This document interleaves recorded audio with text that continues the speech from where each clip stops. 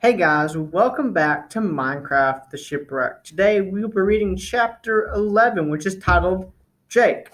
Starts on page 104 and goes to page 110. If you guys have enjoyed this book so far, make sure you hit that subscribe button for more of Minecraft the Shipwreck.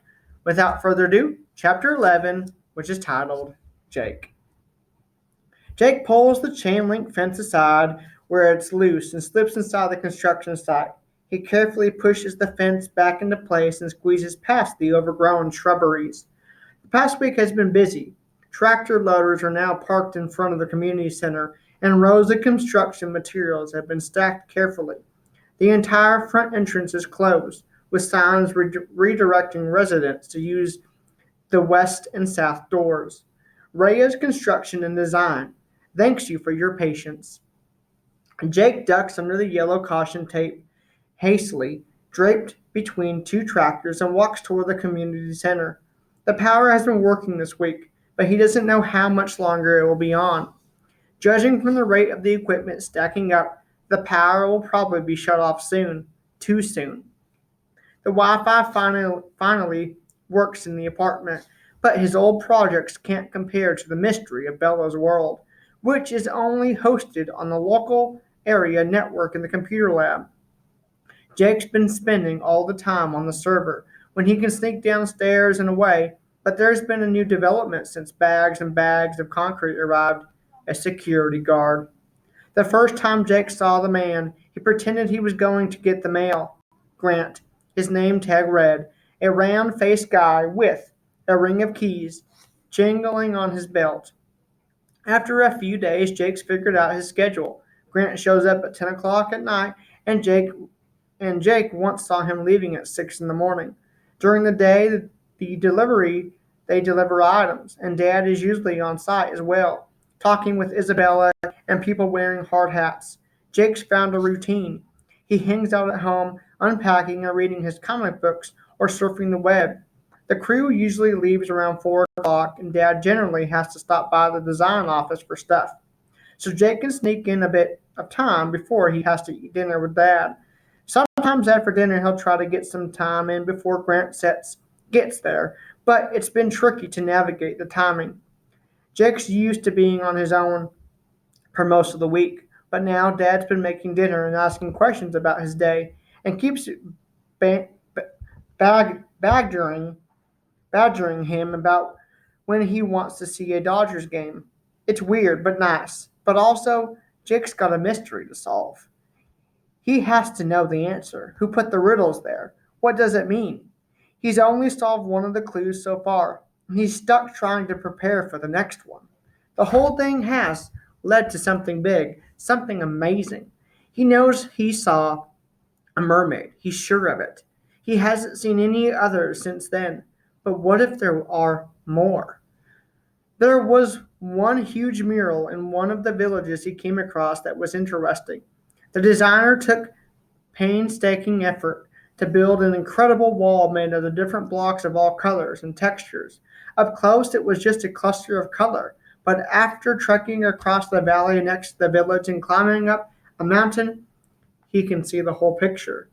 From a distance, it almost looked like a painting, an entire city underwater, towers and monuments and mermaids, all under the shifting forest of kelp.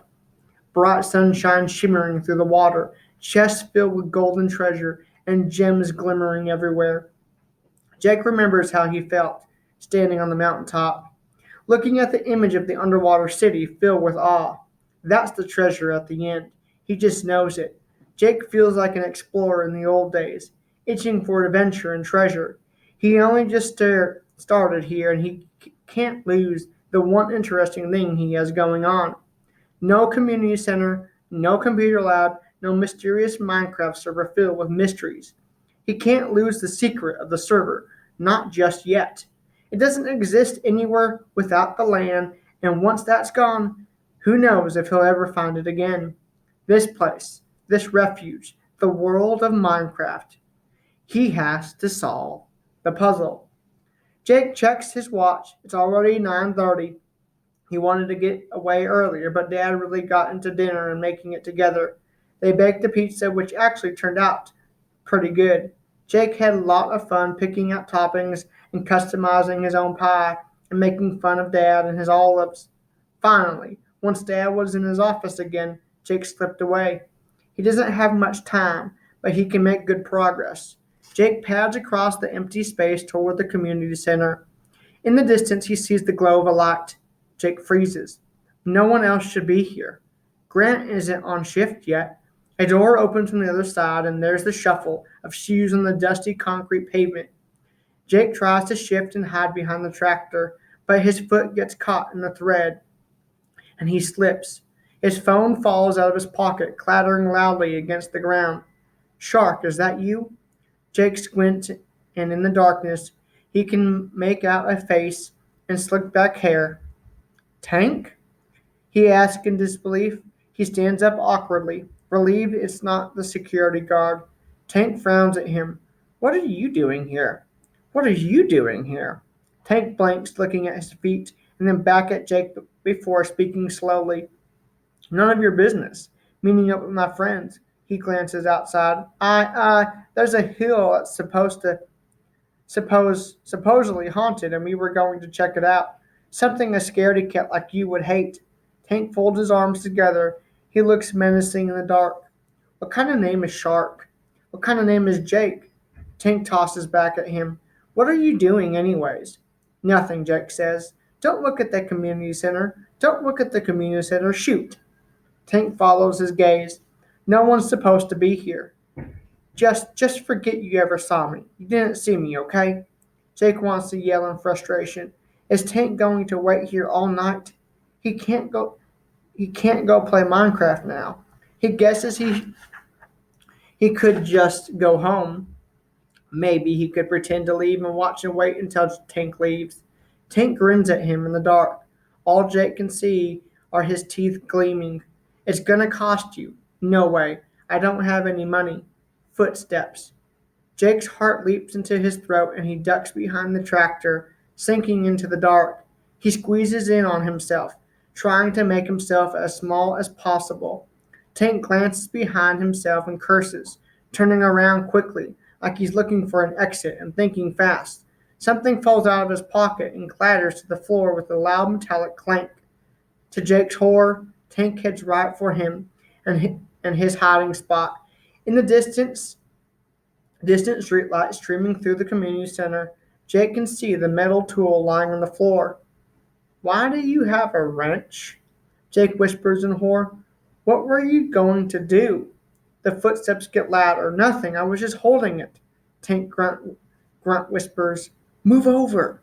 No way. Find somewhere else. Tank's already crouching down and Jake scoots over. If Tank gets caught, Jake won't be far behind. The chain link fence creaks like someone is pushing it aside to climb through. Jake would have thought the caution tape in the fence would have deterred people from using the fastest shortcut from the inside building through the courtyard to the side street, but he guesses not. From his hiding spot, Jake can see a pair of teal sneakers tiptoeing past the tractor. Stop! And then a pair of hands with blue nail polish reach down and hastily grab something off the ground. The shuffling pauses. Hello? Jake peers over the tractor seat. In the scant light from the courtyard, he can just make out the fence. The girl from the computer lab. What's she doing here? Tank grabs his arm and squeezes in a warning. Is someone here? Whoever you are? I just want to know that I know Krav Maga. She shifts, taking a fighting stance as she scans the room. She looks right past Tank and Jake's hiding place, and Jake ducks out of the view just in time. His heart pounds so loudly. He's afraid she can hear it. The community center doors facing the street open and close, and then a shot of cold, white light flickers from inside the dark building. The beam flashes through the glass doors, facing them, and through the chain link fence, and the girl freezes in her tracks. Oh no. She's not supposed to be here, either. Wait, where is she? Jake realizes too late that the only hiding place is where he and Tank are already sitting in the shadow behind the tractor. The light shifts again. It's the unforgiving beam of a heavy-duty flashlight. Jake knows it well. His dad has quite a few of them. They're only carried by construction people, security guards, and cops. None of these are good right now. Keys jingle, boots clomp. Her face flickers with panic, and then she's there, wide-eyed as she stares at Jake and Tank. Hey, what are you doing in there? This place is off limits. Grant pushes his way through the fence, shining his light directly at her, still frozen. Everything still for the moment. Jake, Jake's, Jake frozen in his hiding place. Tank's eyes widening with fear. The girl standing there in shock. It's like they've paused the game right when a powerful monster is attacking in the middle of a battle. They know they're going to lose. The world is at a standstill, and then abruptly starts again. The flashlight darts from her to the tractor and then wiggles around and lands on Jake's feet, and he knows he's spotted. The security guard, Grant, stomps over. His mustache face is barely visible as the flashlight swivels up and around. The metal of his buckle and buttons gleams as he shakes the light of the three of them. Hello? Jake says, as if he's answering the phone, slipping into the polite script he automatically defaults to whenever someone invariably calls the landline his dad installed in all their apartments. How can I help you? Tank's eyebrows. Tank elbows Jake and glares at him. Grant stares at them in disbelief, his mustache twitching. You kids are in so much trouble. That wraps up chapter 11. I hope that you guys enjoyed. And if you did, hit that like button. And I will see you guys next time.